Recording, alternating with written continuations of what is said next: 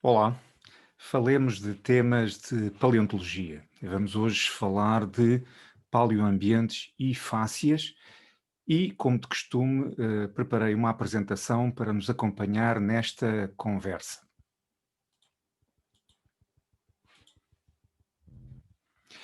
Vamos então hoje falar de paleoambientes e fácias. Antes de entrarmos diretamente no tema, temos que ter em consideração que a natureza é una e indivisível.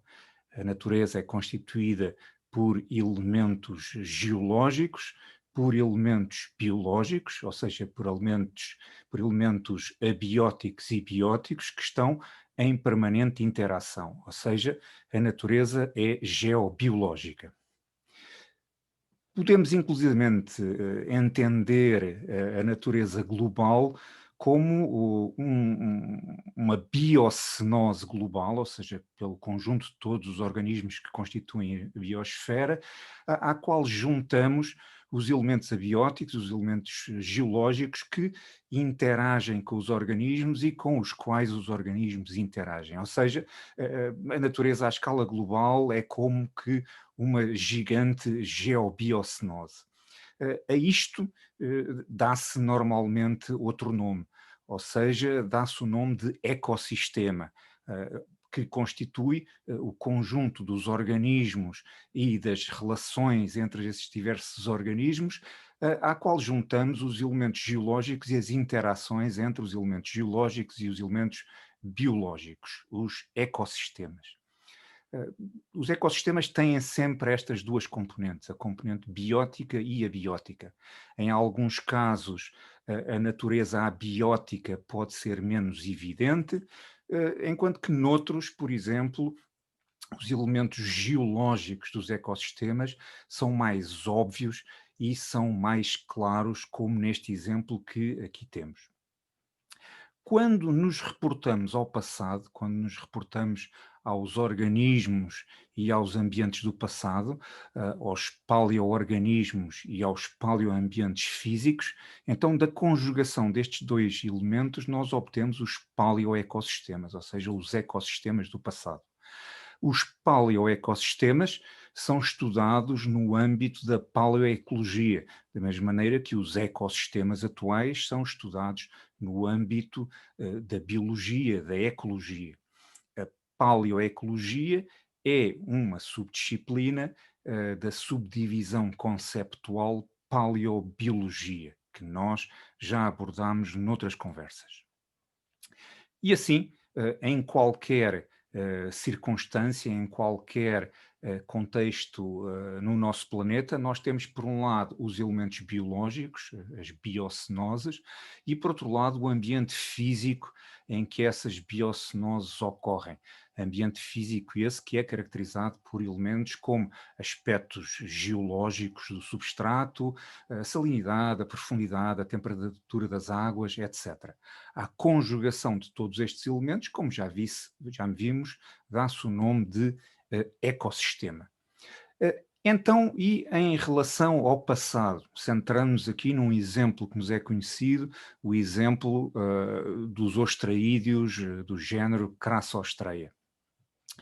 O que acontece então no contexto do registro geológico é que, num determinado contexto geológico sedimentar, temos, por um lado, os elementos paleobiológicos da rocha, desse contexto, aqui representado por fósseis de Crassostreia, que de resto vos são familiares, e por outro lado temos o elemento abiótico, o sedimento que constitui aquela rocha sedimentar.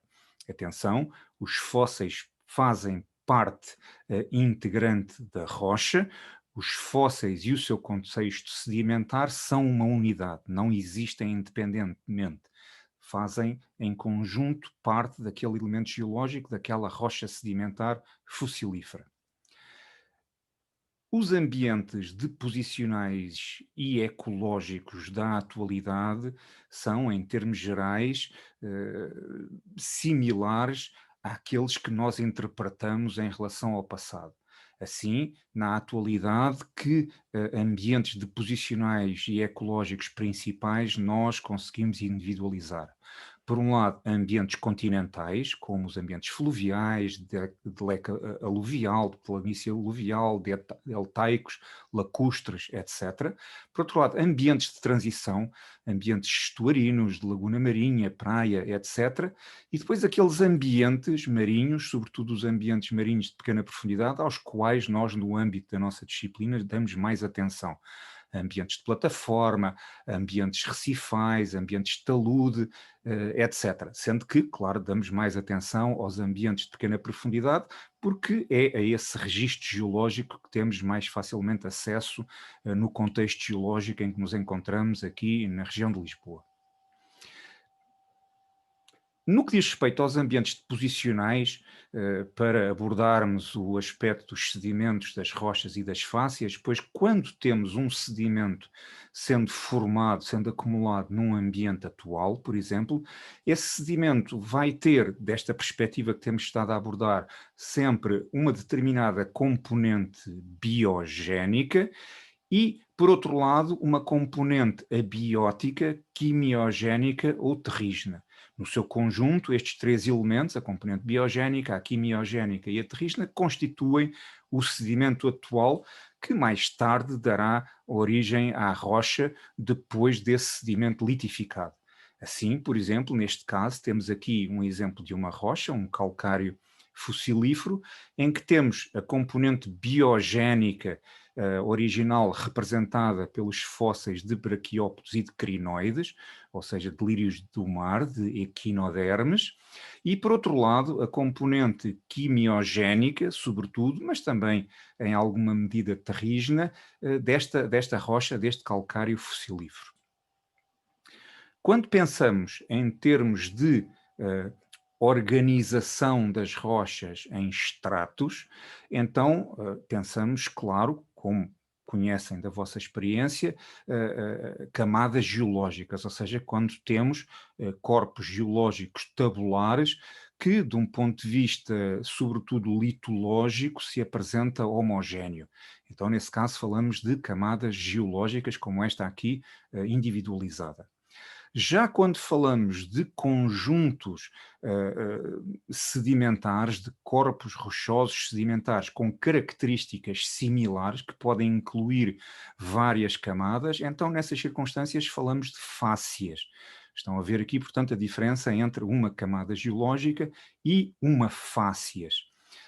Associadas a estas fácias, a estes corpos rochosos com características coerentes, similares, que os distinguem de outros corpos rochosos, estão também associados fósseis, está também associada a componente biogénica, paleobiológica.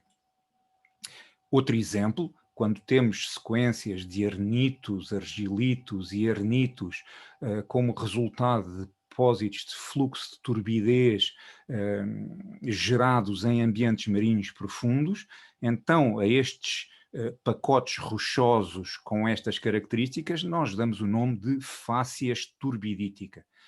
Associadas a estas fácias turbidíticas também existem fósseis que são característicos dos ambientes de posição aqui registados, como, neste caso, este tipo de icnofósseis que aqui vêm. E assim, o que é então uma fácias? Uma fácias sedimentar é um corpo rochoso definido com base nas suas características litológicas, paleontológicas e sedimentológicas distintivas, ou seja, um conjunto de características que distinguem aquele corpo rochoso de outros corpos rochosos sedimentares. A fácias é algo que nós vemos hoje em dia objetivamente nos afloramentos. São corpos rochosos que existem na atualidade. Por exemplo, nesta paisagem aqui, temos representados sobretudo arenitos, rochas areníticas, e, portanto, no seu conjunto, temos aqui representada uma fácias arenítica.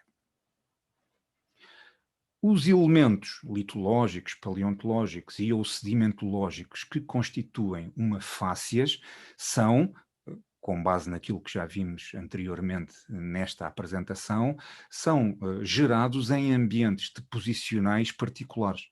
Consequentemente, com base nas características litológicas, paleontológicas e sedimentológicas da fácias, do corpo rochoso que individualizamos como uma determinada fácias, portanto, com base nessas características, é possível interpretar a sua gênese. Por exemplo, ainda neste exemplo, se juntarmos aos aspectos da litologia, ou seja, dos arenitos, a interpretação da sua origem, ou seja, que são arenitos dunares, então teremos aqui assim uma fácias arenítica dunar representada neste corpo rochoso. Como vimos, as fácias definem-se com base em características litológicas, paleontológicas ou sedimentológicas. E consoante damos mais ênfase, mais importância a um destes três aspectos na definição, na individualização de uma determinada fácias, então podemos ter litofácias se damos primazia aos aspectos litológicos, e então falaremos de fácias areníticas, terrígenas, carbonatadas, conglomeráticas, etc. Se dermos mais atenção à componente paleontológica, a componente fossilífera daquele corpo rochoso, então falaremos de biofácias, como por exemplo biofácias de crassostreia, biofácias de moluscos, biofácias recifais de corais, etc. E se dermos mais atenção aos aspectos sedimentares, aos aspectos do ambiente de sedimentação do passado, então falaremos de sedimentofácias, por exemplo, de fácias lagunares, fácias estuarinas, marinhas, fluviais, etc. Ainda que todos os organismos encerrem informação paleoambiental, informação paleobiológica, como já vimos em conversas anteriores, a verdade é que alguns organismos estão mais claramente associados a determinados ambientes e, portanto, os seus fósseis estão também mais claramente associados a determinadas fácias sedimentares. Por exemplo, as amonites eram organismos marinhos pelágicos, o que significa que a sua presença em rochas está mais frequentemente associada a rochas sedimentares de fácias marinha.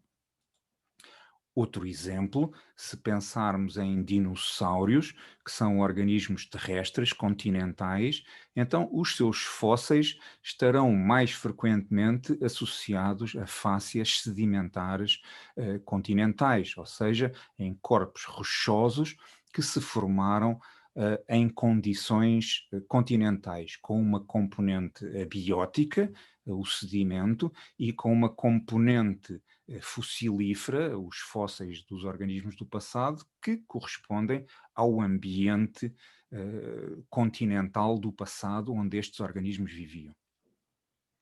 Se pensarmos, por exemplo, em ambientes deltaicos,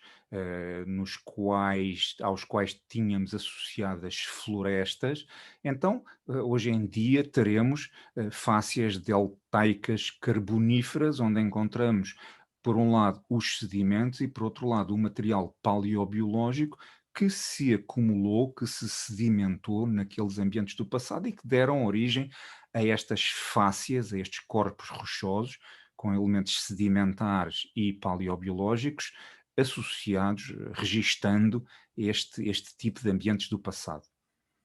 Ainda um outro exemplo, se tivermos vários representantes fossilizados de equinodermes, de ouriços do mar, como Clipeaster, então o conjunto sedimentar em que esses fósseis se inserem corresponderá, muito provavelmente, a uma fácias marinha. Ainda um outro exemplo, também que vos é familiar, se pensarmos nas bioedificações, nos recifes que eram construídos pelos bivalves rodistas, como os bivalves do género Salvagésia.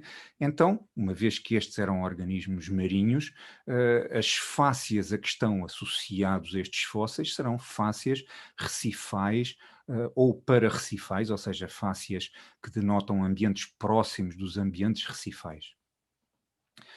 E por hoje, sobre este tema, ficamos por aqui. Até uma próxima oportunidade para continuarmos a falar de fósseis e de temas de paleontologia.